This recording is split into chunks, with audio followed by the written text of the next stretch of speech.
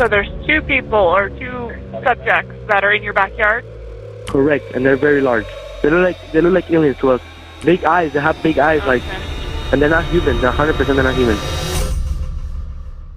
That call came in during the early hours of May 1st, 2023. This is one of many emergency calls that never had clear answers. Cases where something was reported, police arrived, and nothing made sense.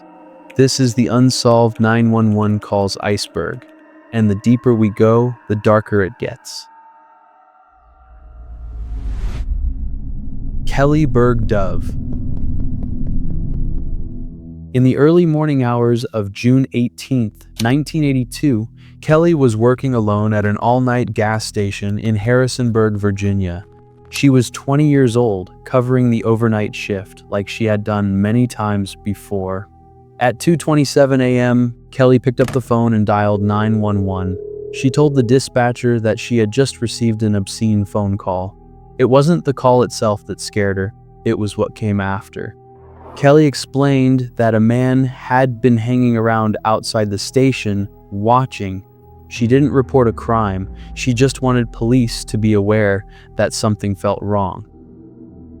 I just had an obscene phone call, and this guy came in earlier, and he was kind of dressed improperly, but I kind of ignored him. I think it was that guy, because he just drove through the parking lot a few seconds before I got the call. Could, you have somebody kind of keep an eye out on me? Okay, this is on Main Street. South Main? Uh-huh. Over beside McDonald's. Thank you. Bye. A short time later, she called again. She sounded more uneasy this time. 229, Police Department. This is just come back. Parking lot.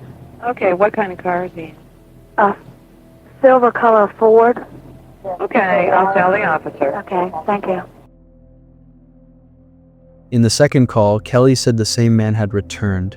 She described his car as silver or gray, possibly a Ford. When officers arrived at the gas station, Kelly Bergh Dove was gone. Her purse was still there, money was left behind, personal belongings hadn't been taken. There were nothing to suggest what had happened in those final moments. Kelly was never seen again. Over the years, investigators revisited the case multiple times, but no arrests were ever made.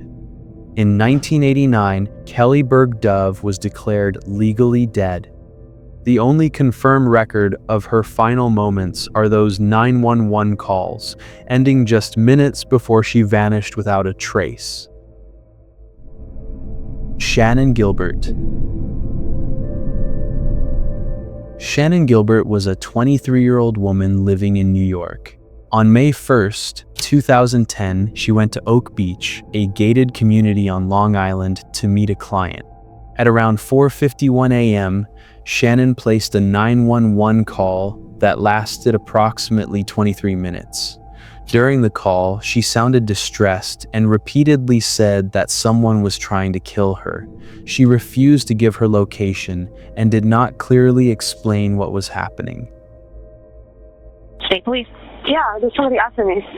I'm sorry? There's somebody after me. Where are you? There's somebody after me. Okay, where are you? There's somebody after me. Where are you, ma'am? I don't know. You're driving right now? No, I'm inside a house. I'm sorry? I'm inside a house. What house? I don't know. Can you trace where I am? I'm sorry? Can you trace where I am? No, I can't. What's your callback number you're calling from? Huh? What phone number are you calling from? Somebody's after me. Please. Are you in Suffolk County or Nassau County? I'm in Long Island. Where on Long Island are you? No. No. What's the matter? Are you okay? What are you going to do? What are you going to do to me? You freaking down, come on. I'm in the middle of nowhere? Let's go back to Manhattan, all right? We're in Long Island, we're up near the water. Please, stop. Mike, brother, come on. No. At one point during the call, a man's voice can be heard in the background. He calmly says, "Let's go back to Manhattan." The voice is believed to belong to someone who was with Shannan that night, but the recording does not make clear who he is speaking to or why. The 911 call ended abruptly. Shannan Gilbert disappeared that morning. An extensive search was conducted, but she was not found at the time. In December 2010, while searching for Shannan, police discovered the remains of multiple other victims along Ocean Parkway. These discoveries became known as the Long Island serial killer case.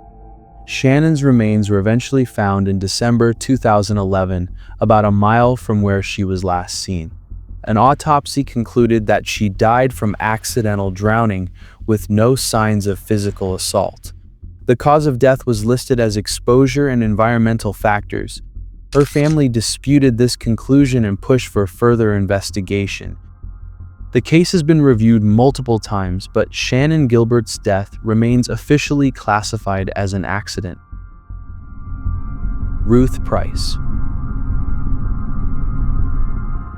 In 1988, a woman named Ruth Price made a 911 call reporting a suspicious man outside her apartment building. During the call, she tells the dispatcher that someone is there and that she feels threatened. Partway through the call, the line goes silent. After several seconds, Ruth suddenly screams. The call disconnects immediately after, and the recording ends there. This is Ruth Price of 3877. What's the problem, ma'am? Oh, well, there's some guy been checking the place out. How? Well, he went in the back. I have an apartment in the back, and he said he was looking for a guy. And he comes to my door, and Yes. Said he's looking for an apartment. So I live alone, and I'm an old lady. And I'm kind of Where is he now, ma'am? I don't have no idea.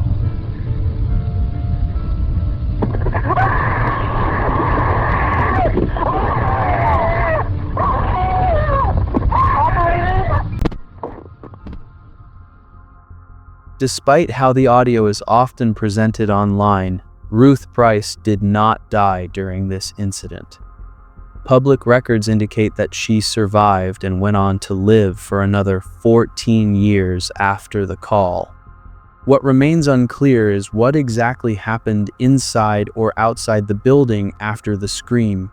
There are no publicly available police reports confirming whether the man was identified or arrested, and no detailed official account of the incident has been released.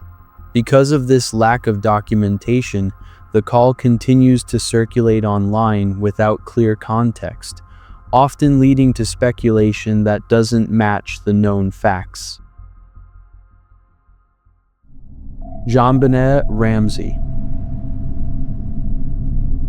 On December 26, 1996, Patsy Ramsey called 911 to report that her 6-year-old daughter, Jonbenet Ramsey, had been kidnapped from their home in Boulder, Colorado. She stated that a ransom note had been found, demanding $118,000 for Jonbenet's safe return. The note included detailed instructions on how to deliver the money, and Patsy read parts of it during the call. 911 emergency. Police. What's going on? 515th Street. What's going on there, ma'am? We have a kidnapping. Hurry, please. Explain to me what's going on, okay?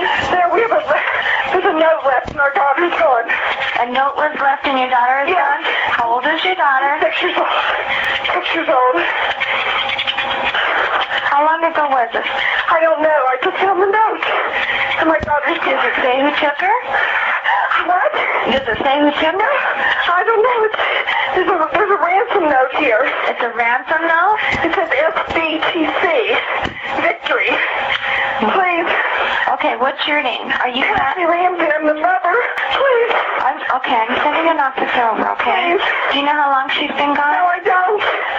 Please, we just got out. Okay, well, There's somebody. I am, honey. Please. Take a deep breath, Please. okay? Hurry. Patsy.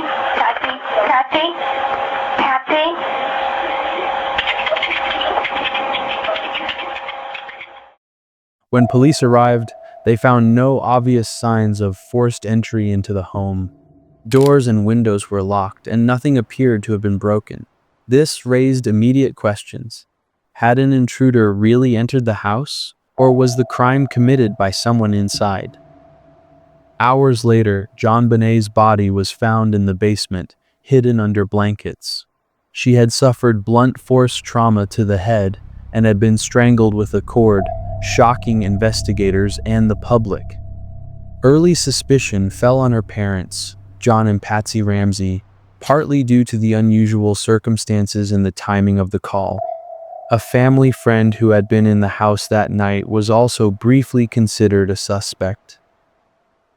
Over the years, the media intensely scrutinized the family, and theories ranged from an accidental death covered up by the parents to an intruder breaking in.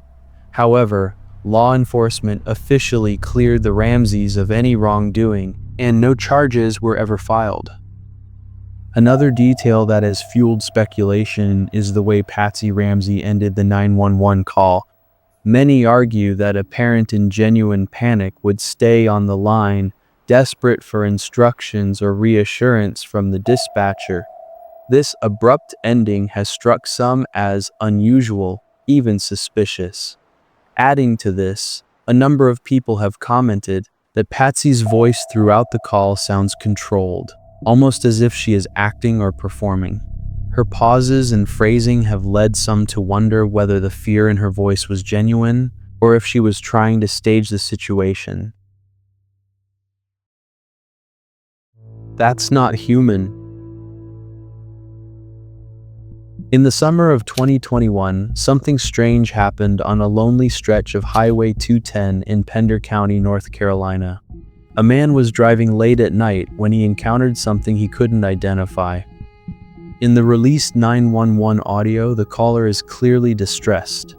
He tells the dispatcher that something bumped his truck, and when it did, he got a good look at it. The caller describes whatever he saw as tall, thin, and unlike any animal he recognized. He was convinced it was something else, something out of the ordinary. County 911, what's the address of your emergency? I'm driving on 210. I just crossed the Black River, and I thought I saw a guy standing on the side of the road bleeding. And did you saw a man standing on the side of the road? Yes, ma'am, and it looked like he was bleeding because when I drove by, I had my high beams on, and all I could see was just some streaks of red going down his body, starting at his head. What the? What was that, sir? That's not human! That's not human! Sir, are you okay, sir? There's something in the bed of my truck! Okay, what's in the road? No, it's not in the road, it's in my truck! In the bed! There's something in the bed of your truck? Yes, ma'am, I just turned on my bed light for my... Law enforcement later confirmed the call is real and verified that the dispatcher's recording came from an authentic public safety channel. Deputies were sent to the area to investigate, but they did not find any creature, no physical evidence, and no tracks that matched the caller's description. No confirmed explanation was ever released. The sheriff's office said they checked the scene thoroughly and found nothing that explained the caller's report. Because there was no tangible evidence and no suspect or animal found, the case did not lead to any official conclusion. Aliens in backyard.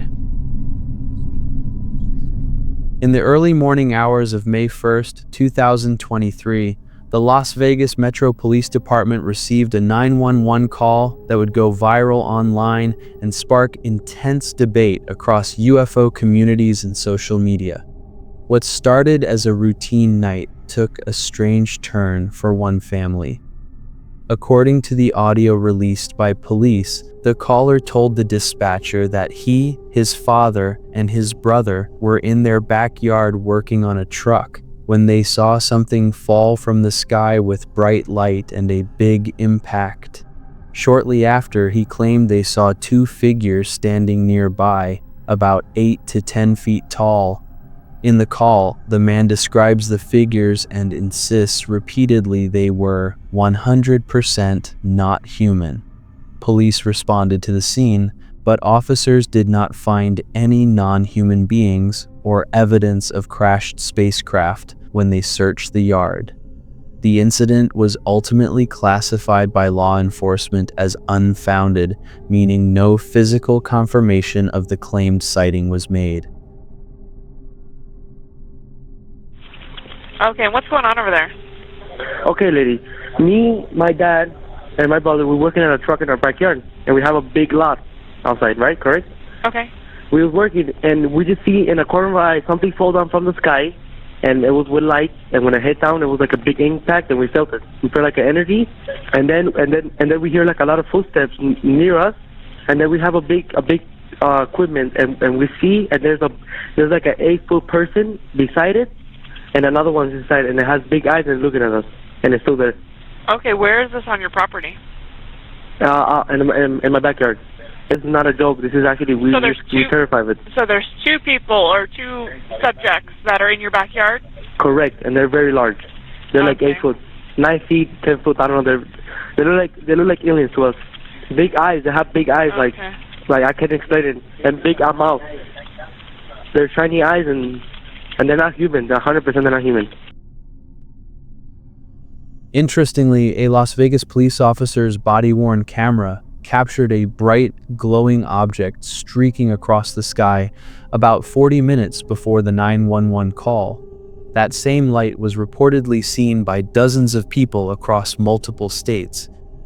Some viewers think the family genuinely saw something unexplained, while others argue natural phenomena, like a meteor, combined with fear and suggestion can lead to vivid perceptions. Whatever the explanation, the call remains one of the most unusual emergency calls in recent years.